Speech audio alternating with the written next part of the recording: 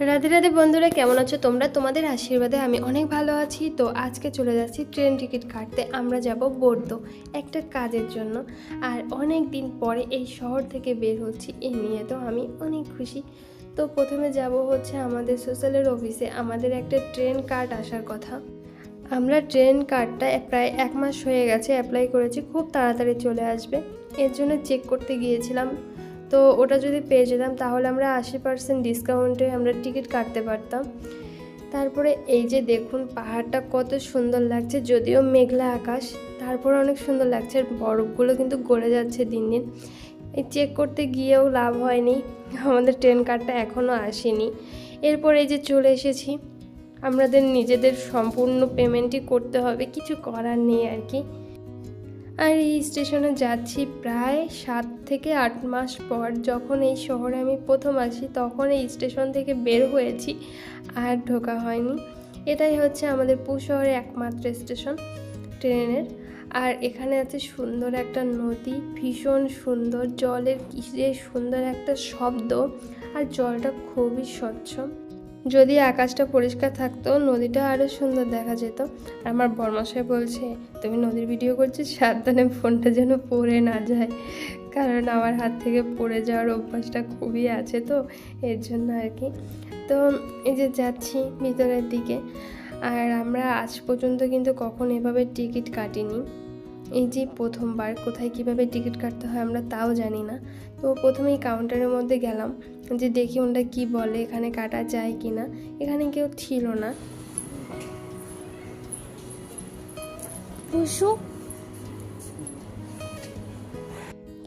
এরপর ডাকার পর ওনারা আসলে আমার বর্মশাই ফোনে দেখাচ্ছিল যে আমাদের বোর্দো যেতে হবে, আমাদের টিকিট প্রয়োজন। তারপর উনি কী যেন চেক করে একটা লেখা লিখে দিল। তারপরে আমাদের পাশেই যেতে বলেছিল, আর এটা হচ্ছে স্টেশন।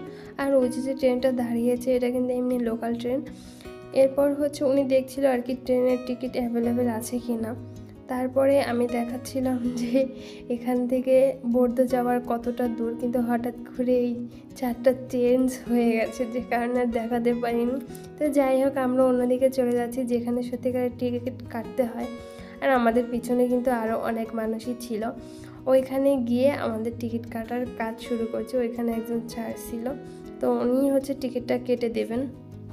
এই যে হচ্ছে উনি টিকিট দেখছেন, আর উনি বলছিলেন যে তোমরা কটার দিকে যাবে, কয়টায় আসবে সেটাও দেখাচ্ছিল। আমরাই বলেছি যে আমরা কয়টায় যেতে চাই আর কটায় ফিরতে চাই, সেই অনুযায়ী উনি টিকিট কেটে দিচ্ছিল। আর এই ফুল গাছটা কিন্তু সত্যিকারের কোনো ফুল গাছ নয়, এমনি বানানো ফুল গাছ।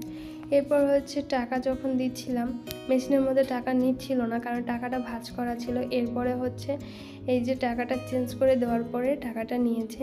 আর আমাদের লাগলো হচ্ছে 130 ইউরো, কত পয়সা জানো। আর বাদ বাকি টাকাটাই যে ফেরত এসেছে আর কি, ইউরো। এই যে নিচে এসেছে কয়েনগুলো আর উপরে এসেছে নোটগুলো। আর আমাদের টিকিট উনি বুঝিয়েও দিয়েছেন যে এটা যাওয়ার টিকিট আর এটা আসার টিকিট।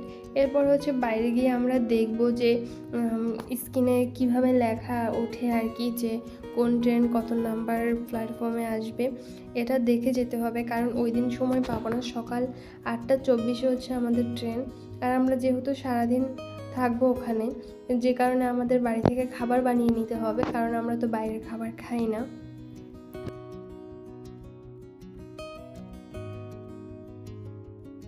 তো যাই হোক, এভাবে দেখলে আমরা বুঝতে পারবো এখানে ট্রেন নাম্বার সব কিছুই আসে, প্ল্যাটফর্মও আসে। এরপরে হচ্ছে চলে যাচ্ছি। আর আমরা এই শহরে যখন প্রথম আসি এত সুন্দর লেগেছিল কি আর বলবো। আর এই যে বিল্ডিংগুলোর সামনে অনেক দেশের পতাকা লাগানো ছিল, আরও সুন্দর লাগছিল। আর এখানে যে নদীটা, তখন না এই যে জলটা যেমন আসতে বের হচ্ছে না, এত কম ছিল না, অনেক বেশি নদীর জলটা আসছিল, মানে বাঁধের উপর দিয়ে। তো ভীষণ সুন্দর লাগছিল, আমি অবাক দৃষ্টিতে তাকিয়েছিলাম। আর আকাশটাও একদম পরিষ্কার ছিল, রোদ ছিল। তো তোমাদের এই ভিডিওটি কেমন লেগেছে অবশ্যই কিন্তু জানিও। যদি আমার ভিডিও ভালো লাগে একটু আমাকে সাপোর্ট করো। তো টাটা, ভালো থেকো তোমরা।